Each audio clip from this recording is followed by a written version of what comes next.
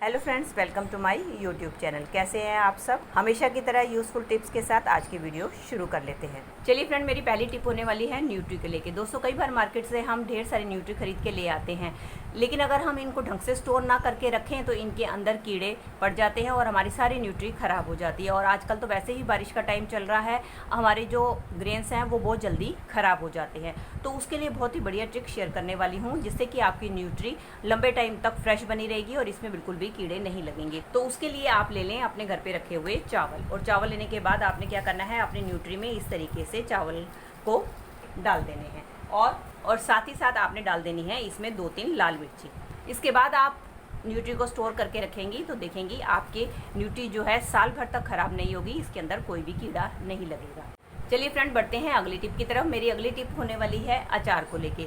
दोस्तों, अक्सर क्या होता है कि हमारा अचार जो है अंदर से बिल्कुल ठीक रहता है, क्योंकि वो तेल में डूबा रहता है। लेकिन कई बार क्या होता है कि हमारा जो ये साइड वाला हिस्सा है, आपने देखा है इस तरीके से इसके अंदर सारा जो है उली लगनी शुरू हो जाती है और हमारा सारा अचार जो है खराब हो जाता है। अब आप देख ही रहे हैं कि मेरे अचार के साइड में किस तरीके से उली लगी हुई है और सारा का सारा जो है साइड्स इसकी खराब हो जाती है। ये कई तरीके से हो सकता है कि कई बार हम क्या करते हैं, गलती से इसके अंदर गीला चम्मच डाल देते हैं, या जब भी हम अचार डालते हैं तो हम अपने जार को अच्छी तरीके से सुखाते नहीं हैं और हम इसके अंदर अचार डाल देते हैं, जिसके कारण क्या होता है, इसका जो बीच वाला अचार है वो तो हमारा सही रहता है, लेकिन जो इसका साइड वाले हिस्से में इस तरीके से उली लगती चली जाती है। तो इसलिए जब भी आप अचार डालें तो उसके लिए आपको 2-3 बातों को फॉलो करना है कि जब भी आपने जिस भी जार में आपने अचार को डाला है उसको अच्छी तरीके से आपने धो के वॉश करना है और उसको धूप में रख के अच्छी तरीके से सुखा लेना है। अगर आपके यहाँ धूप नहीं आती है तो आप थोड़ा बहुत उसको गैस के ऊपर भी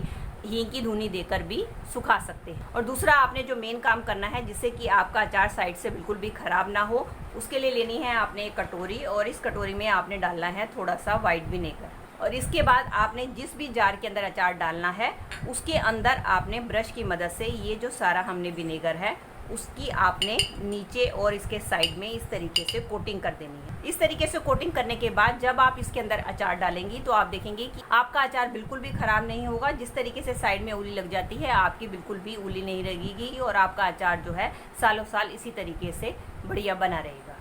चलिए फ्रेंड, बढ़ते हैं अगली टिप की तरफ। मेरी अगली टिप होने वाली है प्याज को लेके। दोस्तों, कई बार हमारे घर में मेहमान आते हैं तो हमें ढेर सारे प्याज कट करने पड़ते हैं, और प्याज कट करने में सबसे बड़ी दिक्कत आती है कि जब हम प्याज को कट करते हैं तो हमारी आंखों में बहुत ज़्यादा आंसू आते हैं, तो हमें प्याज काटना बहुत ही ज़्यादा डिफ़िकल्ट लगता है। तो मैं आज आपके साथ जो ट्रिक शेयर करने वाली हूँ उसकी मदद से जब आप प्याज काटेंगी तो आपको कोई भी दिक्कत नहीं होगी।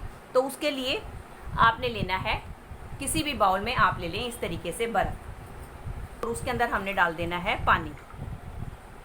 इस तरीके से बर्फ वाले पानी में जो भी आपने प्याज कट करने हैं उसको आपने कुछ देर के लिए डुबोकर रख देना है। और उसके बाद जब आप प्याज को छिलेंगी तो उसके आपको बहुत ही ज़्यादा फ़ायदा होने वाला है। एक तो आपके प्याज बहुत ही आसानी से छिले जाएंगे, दूसरा जो आपके आंसू आते थे वो भी नहीं आएंगे, और तीसरा फ़ायदा ये होगा कि जो प्याज का जो कड़वापन है वो सारा का सारा आपका पानी में चला जाएगा और आपके प्याज खाने में भी मीठे हो जाएंगे, क्योंकि कई बार हमें कड़वे प्याज सलाद में खाने में बिल्कुल भी अच्छे नहीं लगते हैं। चलिए फ्रेंड, मेरी अगली टिप होने वाली है कॉकरोचेस को लेके। दोस्तों, हम सब देख ही रहे हैं, बरसात का टाइम चल रहा है, सीलन के कारण हमारे घर में ढेर सारे कॉकरोच इकट्ठे हो जाते हैं और वो दिन के टाइम में छुप जाते हैं। ज़्यादातर वो हमारे मिक्सी के नीचे या हमारे गैस सिलेंडर के नीचे जाकर छुप जाते हैं, जिसके कारण उनको ढूंढ निकालना बड़ा मुश्किल होता है, और जैसे ही रात को हम लाइटें बंद करते हैं वो पूरे हमारे किचन में फैल जाते हैं। तो कॉकरोचेस आपने सिलेंडर के नीचे ना छुपे, उसकी बहुत बढ़िया ट्रिक लेकर आई हूँ। उसके लिए लेने हैं आपने अपने घर पे रखे हुए साबुन के टुकड़े, या अगर आपके पास टुकड़े नहीं हैं तो आप कोई भी साबुन ले सकती हैं। साबुन लेने के बाद आपने क्या करना है, अपने सिलेंडर के नीचे के हिस्से पे जो है आपने पूरे नीचे के सर्कल के हिस्से के ऊपर आपने इस तरीके से साबुन की कोटिंग कर देनी है। पूरे सिलेंडर पे आप इस तरीके से कोटिंग कर देंगे तो आप देखेंगे कि आपके जो कॉकरोचेस हैं इसके सिलेंडर के नीचे बिल्कुल भी नहीं जाएंगे। लेकिन एक दिक्कत और आती है कि हमारे सिलेंडर के बीच में इस तरीके से होल बने हुए होते हैं, जिसके अंदर जो है यहाँ से कॉकरोच जाके छिप जाते हैं। तो आप क्या कर सकते हैं, आपने लेना है साबुन, और साबुन लेने के बाद ये जो होल्स होते हैं इनके ऊपर आपने इस तरीके से सारे साइड्स पे आपने साबुन की एक रेखा बना देनी है। इस तरीके से एक लक्ष्मण रेखा इसके साइड में लग जाएगी, जिससे कॉकरोच जो है इसके अंदर जाकर बिल्कुल भी बैठेंगे नहीं। जैसे कि हम सब जानते हैं कि साबुन एंटीबैक्टीरियल गुणों से भरपूर होता है और इसकी जो स्ट्रॉन्ग स्मेल होती है इंसेक्ट्स को बिल्कुल भी पसंद नहीं होती है। जब आप इसके ऊपर कोटिंग कर देंगे तो साबुन की स्मेल के कारण कॉकरोचेस इसके अंदर आकर बिल्कुल भी नहीं बैठेंगे। चलिए फ्रेंड, बढ़ते हैं अगली टिप की तरफ। अगली टिप में मैंने ले लिया है 1 कटोरी में आटा। ये करीब 2 या 2.5 चम्मच के आसपास, 2 चम्मच के आसपास आटा मैंने इस कटोरी में ले लिया है। ये वही आटा है कि जब हम रोटी बनाते हैं और हमारा रोटी बनाते हुए आटा कहीं कहीं गिर जाता है, तो मैं क्या करती हूँ, उस आटे को इस तरीके से स्टोर करके रख लेती हूँ। अब इसके अंदर मैं डाल दूंगी 1 चम्मच सिट्रिक एसिड, जो कि आपको किसी भी ग्रोसरी की शॉप पे मिल जाएगा। और इसके अंदर अब मैं ऐड करने वाली हूँ 1 या 1.5 चम्मच वॉशिंग पाउडर। ये देखिए, मैंने इसके अंदर 1 या 1.5 चम्मच वॉशिंग पाउडर ऐड कर लिया। अब हम क्या करेंगे, इस सारे मिक्सचर को हमने मिला देना है। अब ये हमारा एक बहुत ही पावरफुल क्लीनिंग एजेंट बनकर तैयार हो गया है। इसको आप किसी भी अपने डिब्बी में स्टोर करके रख ले। चलिए फ्रेंड, इसका इस्तेमाल कहाँ करना है। दोस्तों, जब भी हम सिंक को नॉर्मली क्लीन करते हैं तो हमारी सिंक क्लीन नहीं हो पाती है, क्योंकि उसके ऊपर चिपचिपे सब्जियों के तेल के दाग रह जाते हैं। तो आप जब इस क्लीनिंग एजेंट से अपनी सिंक को क्लीन करेंगे तो इससे आपका एक तो सिंक बहुत ही आसानी से क्लीन हो जाएगा, आपको ज़्यादा झंझट नहीं करने पड़ेंगे, ज़्यादा मेहनत नहीं करनी पड़ेगी। और दूसरा क्या फ़ायदा होगा कि आपका सिंक जो है बिल्कुल नई की तरह चमकने लगेगा। अगली टिप होने वाली है आम के छिलके को लेके। दोस्तों, आम तो हम सब खा लेते हैं, लेकिन अक्सर इसके छिलके उठाकर फेंक देते हैं, जबकि हमें ये नहीं पता कि आम से ज़्यादा इसके छिलकों में पौष्टिक तत्व पाए जाते हैं। इसको आप कई तरीके से यूज़ कर सकते हैं।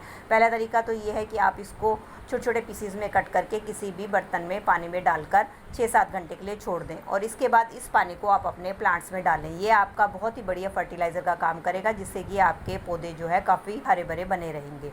दूसरे इस्तेमाल के लिए मैंने ले लिया है आम का छिलका। इसके ऊपर मैं डालने वाली हूँ थोड़ा सा बेकिंग सोडा, और इसके ऊपर हम लगा देंगे पेस्ट। और पेस्ट लगाने के बाद इसके ऊपर अच्छी तरीके से फैला देंगे।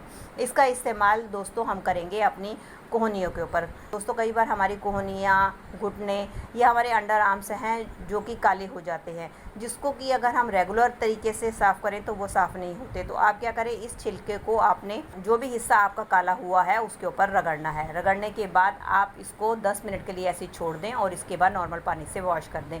रेगुलर इस्तेमाल करने के बाद आप देखेंगे कि आपका जहाँ भी बॉडी के ऊपर कालापन है धीरे धीरे दूर हो जाएगा।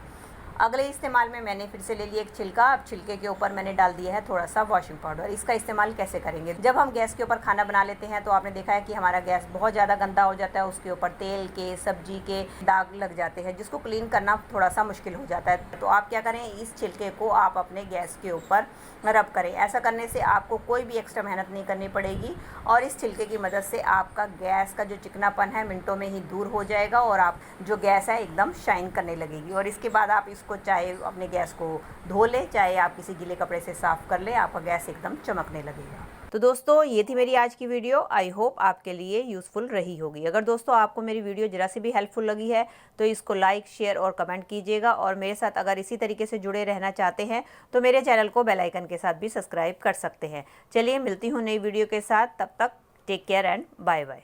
Thanks for watching.